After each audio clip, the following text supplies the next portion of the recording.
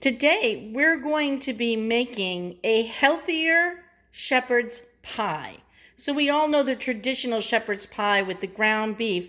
We're going to start today with ground turkey because it's a little bit leaner in fat. And we're going to be using sweet potatoes for our topping versus having the white starchy potatoes.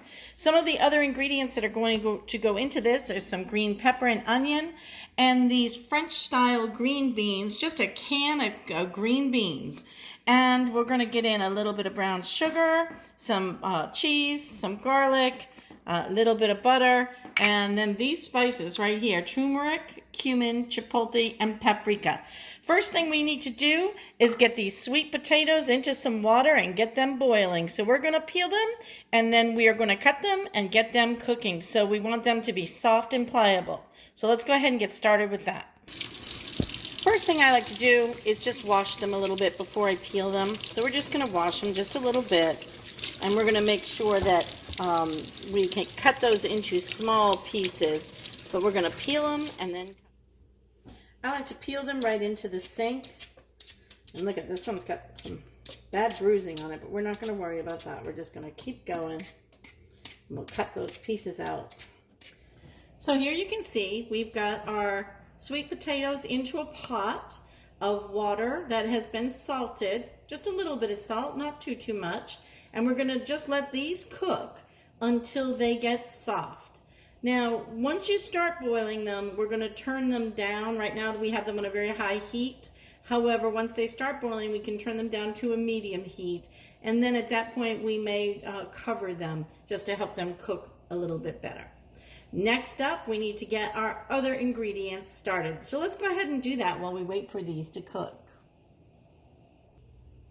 Next up, let's wash that green pepper. Let me get this pepper cut.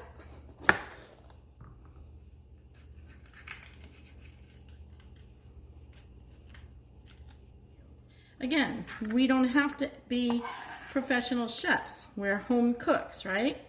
So we like to do things well, but they don't have to be perfect. Nobody's coming in to check our size of our peppers and see if we're going to get a Michelin star. We just want to make sure that we're practicing good food safety and that we are indeed trying to keep everything as uniform as possible so it'll cook nicely. All right, we have to do this onion now. So let's go ahead and get the onion also sliced.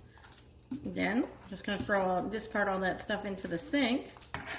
I'm going to move my peppers over here so that you can see what I'm doing. I've made the onion as flat as I possibly could by cutting off both those ends, which are unusable to me anyway. So then we're just going to give it a little peel. Don't worry if you waste that outer membrane of that skin. It's better to not have it in your food and pull it off, you see? All right, let's make sure we got all the skins away. And now let's go ahead and take out this is my daughter's little trick. You take out the core. Just give it a little triangle cut to make sure that where it was holding on in the stalk is gone. And again, flat, holding the onion flat. We're going to come in with our knife. We're keeping everything out of the way. They don't have to be super thin because we're chopping, right? This is a rough cut.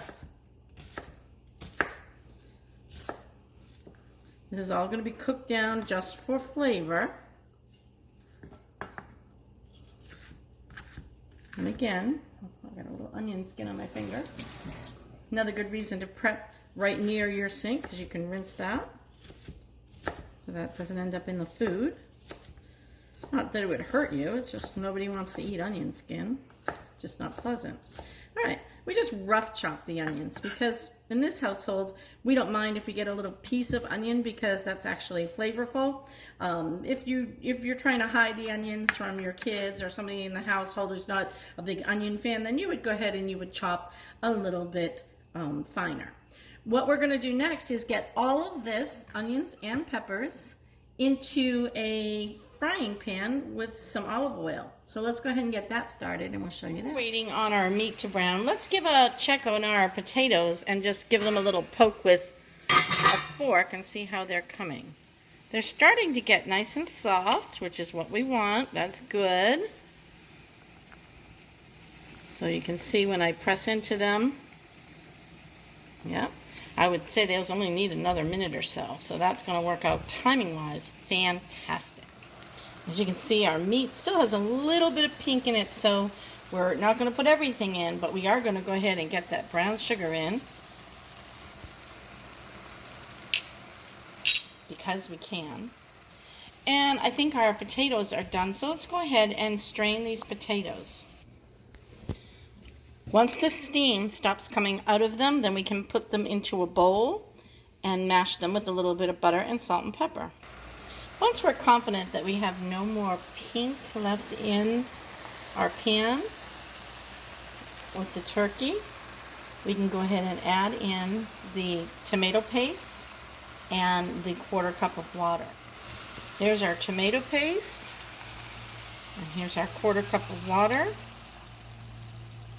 And what we're going to want to do is we're going to want to start again now. All the meat is cooked, so I want to use a clean new wooden spatula. So we're going to go ahead and move this all around and just coat all the meat and let this sauce start to come together, and then we'll add back in all of the peppers and onions. So you can see we've got our tomato paste all moved around and coated all the meat. Let's go ahead and get the vegetables in there now. And get those lovely peppers and onions put right back into this mixture. We're removing the heat. We've shut off our burner.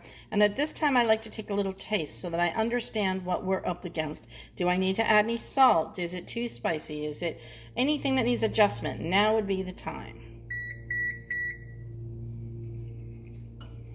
It tastes very nice, and I think it could use a little salt. And I noticed that our oven just came up to temp. So let's go ahead and add just a little bit of salt to this. It doesn't need anything else, just salt. And then we're going to get those sweet potatoes mashed and put this together. All right, let's get our sweet potatoes mashed. Let's get that little bit of butter that we have added into them. You can see we got the salt and pepper on there now. I think that's going to be one. We've emptied our turkey mixture into a casserole dish. If you wanted to, you could cut back on the amount of turkey I've got in this casserole if you were trying to stretch your budget. This is a meat pie. It is a turkey pie. So it does have a lot in there. But remember, we've got onions and peppers and garlic. Now we're going to take these lovely string beans and we're just going to kind of lay them through. If you wanted, you could also do corn. If you like mushrooms, you could add mushrooms. There's so many variations of this dish, depending on what your tastes are for your family. But see, it already looks beautiful, doesn't it? With the green and the colors from the turmeric and the turkey and the cumin and all of those wonderful flavors. This smells delicious. All right, all we've got left to do is get the sweet potato topping on the top and put a little bit of cheese and butter. We'll be right back. So I've kind of just lumped my sweet potatoes on the top so that we can spread them out. And one of the things that I'm noting here is if you want, you could have more sweet potatoes in this dish. There's no reason you couldn't just make this fuller with sweet potato. I just want to make it with a little light crust on the top of potato. But again, if you're feeding a lot of people and you want to stretch this out, a good way to do that would be to just cook more sweet potato. So there's my sweet potato pie. You can throw a couple of dollops of butter if you want to add a little more flavor. Some salt and pepper to the top. Or you can omit the butter altogether as we put it already in the sweet potatoes. It's entirely up to you. Now let's go ahead and get that cheese on there. It's going to make it nice and crusty on the top. Spread that generously. That's the Parmigiano Reggiano with all the flavor in there. There we go. And there you have the casserole that's going to go into the oven, our turkey shepherd's sweet potato pie.